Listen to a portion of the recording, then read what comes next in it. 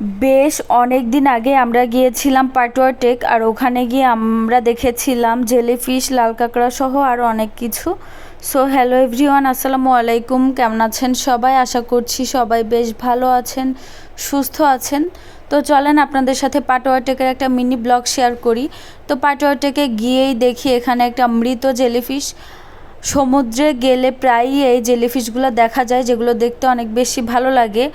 আর পাটুয়া টেকে সবচেয়ে বেশি লাল কাঁকড়া দেখেছি আমি। প্রচুর প্রচুর মানে শত শত লাল কাঁকড়া এরকম গর্তের মধ্যে থাকে। তো এগুলো দেখতে না অনেক বেশি ভালো লাগে, আর অন্যরকম একটা প্রশান্তি কাজ করে। যাই হোক, অনেক বেশি ব্লেসিং। তো এখানে ভাইয়া হচ্ছে লাল কাঁকড়াটা বের করেছিল, তো সাথে সাথে দৌড়ে চলে যায়, তো বাধা দেয়, বাট কাজ হয় না, ওরা এত দ্রুত গতিতে চলে। আর সব থেকে ভালো লাগে আমার লাল কাঁকড়ার যে আলপনাগুলো ওগুলো। তো এই মেয়েটা হচ্ছে আমাদের ভ্রমণ গাইড ছিল বলতে পারেন। ওরা দুই বোন আমাদেরকে ঘুরতে অনেক অনেক বেশি সহায়তা করেছে। তারপরে এই তো আমরা হেঁটে হেঁটে ঘুরে ঘুরে দেখছিলাম পাটুয়া টেকের পরিবেশটা, এক কথায় অসাধারণ। মানে আমার এত বেশি ভালো লাগছে বলার মতো না।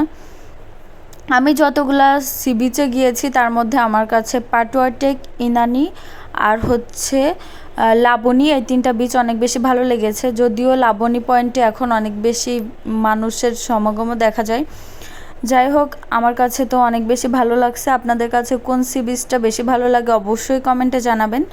তো পাটুয়া টেকের মেন আকর্ষণ হচ্ছে এই পাথরগুলো। পাটুয়া টেকে অনেক অনেক বেশি হচ্ছে পাথর থাকে, যার জন্যই হচ্ছে মূলত ভালো লাগে। তবে এই পাথরগুলোতে অনেকে ছবি তুলতে যে দুর্ঘটনার শিকার হয়, এজন্য অবশ্যই সতর্কতার সাথে ছবি তোলা আমাদের প্রয়োজন।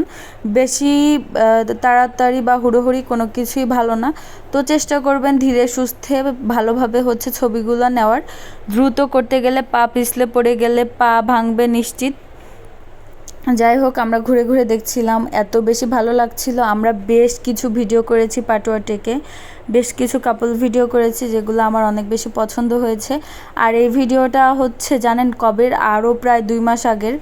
তো পাটুয়া টেক থেকে সুন্দর পাহাড় দেখা যায়, যেগুলো দেখতে অনেক অনেক বেশি ভালো লাগে। তো আপনাদের কাছে পাটুয়া টেকের ভিডিওটা কেমন লাগলো কমেন্টে জানাতে ভুলবেন না। আর ওই দিন কিন্তু আমরা বাসার অনেকেই ঘুরতে গিয়েছিলাম, কারণ তখন আমাদের বাসায় মেহমান ছিল, ভাইয়ারা ছিল, মা ছিল, আপু ছিল, সবাই ছিল। তো সবাই এত বেশি মজা করেছিলাম। এখন যতই আমরা তিনজন ঘুরতে যাই না কেন, ওই যে 3-4 দিন আমরা ঘোরাঘুরি করেছি, ওরকম মজা না আসলে হয় না। আর ফ্যামিলি সবার সাথে ঘোরার আনন্দই অন্যরকম। তো এখানে আমরা একটা ভিডিও করলাম। এই ভিডিওটা করার অনেক দিনের ইচ্ছা ছিল, যদিও পারফেক্টভাবে ভিডিওটা হয়নি।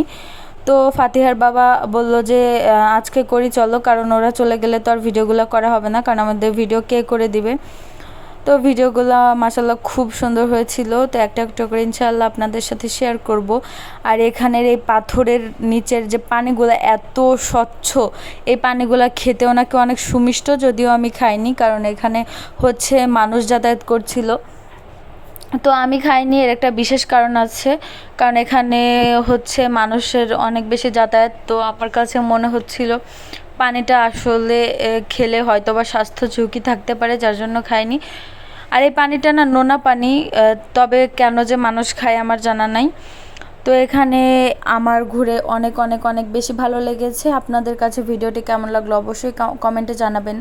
আর আমার কাছে পাটুয়া টেকের অনেক ভিডিও আছে, যদি আমি সব ভিডিওগুলো অ্যাড করি তাহলে ভিডিওটা অনেক বেশি লং হয়ে যাবে, তাই সম্পূর্ণ ভিডিওটা শেয়ার করছি না। সবাইকে অনেক ধন্যবাদ, ভালো থাকবেন, সুস্থ থাকবেন, আল্লাহ হাফেজ।